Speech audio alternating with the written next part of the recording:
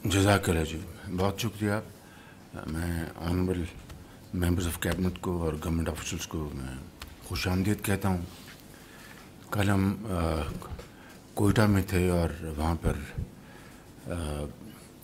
जो शोहदा के वर्षा थे बाज़, उनको हम मिले वहाँ पर उनसे ताज़ियत की। वो बड़े हौसले में थे। यकीनन उनके प्यारे जिगर कोशिश दुनिया से चले गए, लेकिन उन्होंने बहुत हौसले के साथ बात की और कहा कि अल्लाह को ऐसा मंजूर था। लेकिन जो कुछ हुआ वो एक दहशत गर्दी की और मैं समझता हूँ कि इंतहा थी। उसकी जितनी भी मजम्मत की जाए कम है। हमारे वहाँ पर कल 3 सेशंस हुए। एक का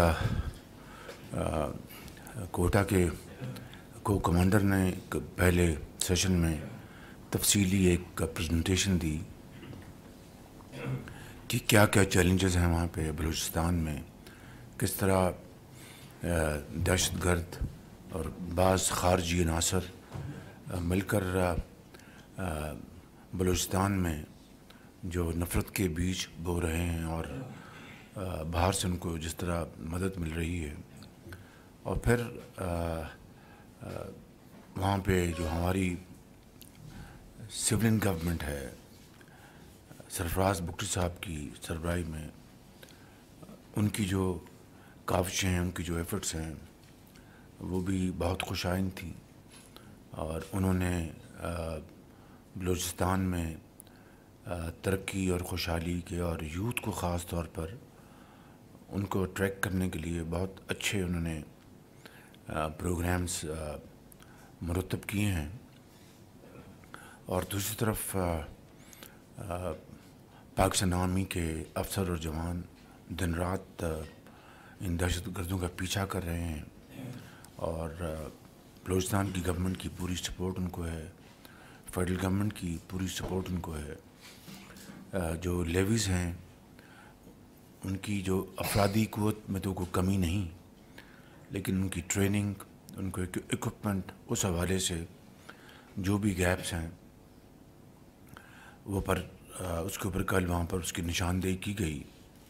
और फिर मैंने मिनिस्टर इंटीरियर को कहा कि उनके साथ बैठकर इस हवाले से हम पूरी जो भी फेडरल गवर्नमेंट उनकी मदद कर सकती है उनकी मदद करें, बलूचिस्तान गवर्नमेंट की। इसी तरीके से मैं समझता हूँ कि वहाँ पे जिस तरीके से ये एक 26 तारीख को एक माहौल पैदा किया गया, वो सिर्फ़ और सिर्फ ये था कि बलूचिस्तान में एक अलहदगी तहरीक जो है वो चल रही है। मैं समझता हूँ कि वहाँ पर जो दूसरे ज़ुमा थे पॉलिटिकल पार्टीज़ के, फिर उनके साथ भी हमारा सेशन हुआ और जनरली बहुत अच्छी गुफ्तगू हुई। वहाँ पे ये तय था, इसमें कोई शक नहीं था कि वो सारे के सारे मुहब्बे वतन हैं जो वहाँ पर मौजूद थे और वो चाहते हैं कि बलूचिस्तान में अमन कायम हो, बलूचिस्तान में तरक्की और खुशहाली का जो पहिया तेज़ी से चले। वहाँ पर उन्होंने जो उनके जायज़ उनके जो मशवरे थे उनको हमने बड़े गौर से सुना और उसके ऊपर हम इंशाअल्लाह पूरी तरह अमल पैरा होंगे। लेकिन ये बात वहाँ पर भी तय थी कि जो दहशतगर्द हैं, जो पाकिस्तान के दुश्मन मुखालिफ हैं, उनके साथ किसी किस्म की बातचीत का सवाल नहीं पैदा होता। मगर जिस तरह वहाँ पर बाज़ सियासी ज़ुमा ने कहा कि जो बाज़ नौजवानों को जिस तरह उनको डिट्रैक्ट किया जा रहा है एक मुख्तलिफ नैरेटिव के ज़रिए, उनको मेन स्ट्रीम में लाने के लिए हमें काफ़िशें करनी चाहिए। और बिल्कुल इसमें कोई दो राय नहीं, बलूचिस्तान की गवर्नमेंट ने यूथ के लिए बड़े अच्छे प्रोग्राम्स बनाए हैं। फेडरल गवर्नमेंट भी इस हवाले से पूरी तरह यकसू। और मैंने बताया कि चाहे लैपटॉप्स हों, चाहे चीन हमारे जो नौजवान बच्चे और बच्चियां जो ग्रेजुएट्स हैं एग्रीकल्चर के वो जा रहे हों, ان سب کے لیے بلوچستان کا کوٹا پاکستان کے باقی صوبوں کی پاپولیشن کے کوٹے سے 10% زیادہ ہے۔ اسی طریقے سے جو سولر ٹیوب ویلز جو 28,000 اس میں فیڈرل گورنمنٹ نے یہ بڑی خطیر رقم 55 ارب روپے کی وہاں پر مختص کی ہے۔ اور پھر چائنا پاکستان جو اکنامک کوریڈور ہے، بلوچستان اس حوالے سے بہت زیادہ فائدہ اٹھا سکتا ہے۔ میں نے وہاں پر یہ بات ڈنکے کی چوٹ پر سب سے پوچھی کہ کیا چین پاکستان کا دوست ہے کہ نہیں؟ انہوں نے کہا جی ہے۔ میں نے کہا ایک جنون دوست ہے، بالکل ہے۔ تو پھر کیا وجہ ہے کہ وہاں پر چینیوں کے خلاف وہاں پر دہشت گردی ہو رہی ہے اور دہشت گرد ان کو نشانہ بنا رہے ہیں؟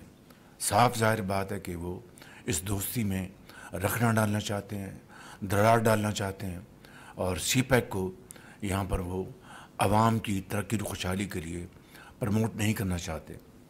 تو یہ ساری باتیں کل وہاں پر ہوئی ہیں، اور انشاءاللہ جلد اب بلوچستان کی جو چیف منسٹر ہیں ان سے میں میٹنگ کروں گا، اور ان کے ساتھ بیٹھ کر جو بھی فیڈرل گورنمنٹ جو ہے اس حوالے سے جو کچھ کر سکتی ہے انشاءاللہ ہم کریں گے۔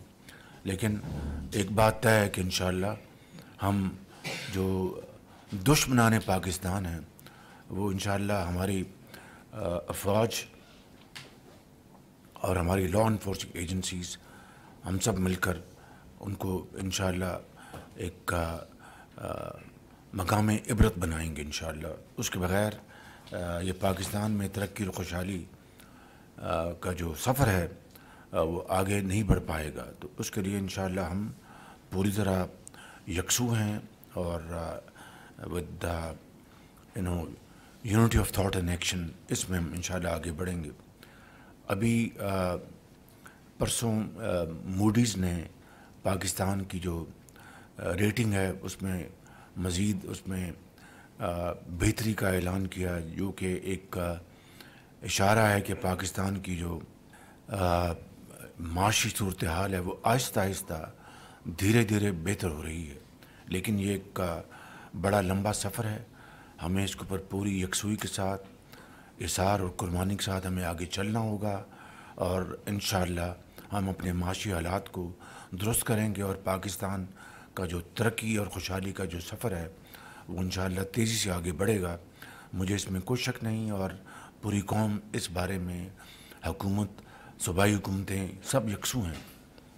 اس حوالے سے ہم ایک معاشی پلان جو ہم نے ترتیب دیا ہے وہ بھی انشاءاللہ ہم اس کے اوپر بڑی تیزی سے کام ہو رہا ہے، اور وہ ایک جس کو ہم انگریزی میں کہتے ہیں ہوم گرون پروگرام، وہ انشاءاللہ ہم قوم کے سامنے لے کے آئیں گے، تاکہ جو اگلے 5 سالوں میں ہمارے جو اہداف ہیں، کس طریقے سے ایکسپورٹس کو بڑھانا ہے، کس طریقے سے ہم نے زرعی ترقی میں اضافہ کرنا ہے، کس طریقے سے ہم نے جو ہماری لوکل انڈسٹری ہے اس کو ہم نے ایفیشینٹ بنانا ہے، کس طریقے سے ہم نے پاکستان کی جو یوتھ ہے اس کو ہم نے بڑی پروڈکٹیو امپلائمنٹ کی طرف لے کے چلنا ہے، ان کی اسکلڈ ان کی ٹریننگ کرنی، ان کی ووکیشنل ٹریننگ کرنی۔ یہ سارے پروگرام انشاءاللہ اس معاشی پلان میں سامنے جلد آئیں گے۔ اس کے لیے حکومت پاکستان، کابینہ کے آنریبل ممبر، سیکرٹریز بھرپور محنت کر رہے ہیں۔ میں سمجھتا ہوں کہ ہمیں اس حوالے سے اب پوری سرعت کے ساتھ اور پوری جانفشانی کے ساتھ ہمیں اس سفر کو آگے بڑھانا ہے انشاءاللہ۔ مشکلات آتی ہیں قوموں کی زندگی میں، لیکن وہی قومیں ابھر کر سامنے آتی ہیں اور کامیاب ہوتی ہیں جو مشکلات کا سامنا کریں ایک کمٹمنٹ کے ساتھ، یکسوئی کے ساتھ، اور وہ دنیا میں اپنا نام منواتی ہیں۔ انشاءاللہ پاکستان بھی بہت جلد اللہ کے فضل و کرم سے اس قابل ہوگا کہ وہ اپنے پاؤں پہ بھی کھڑا ہوگا، اور انشاءاللہ ایک طاقت، معاشی طاقت بن جائے گا۔ صرف محنت اور محنت اور محنت، اس کے علاوہ اور کوئی راستہ نہیں۔ ان الفاظ کے ساتھ میں آپ سب کا شکریہ ادا کرتا ہوں، اینڈ لیٹس اسٹارٹ۔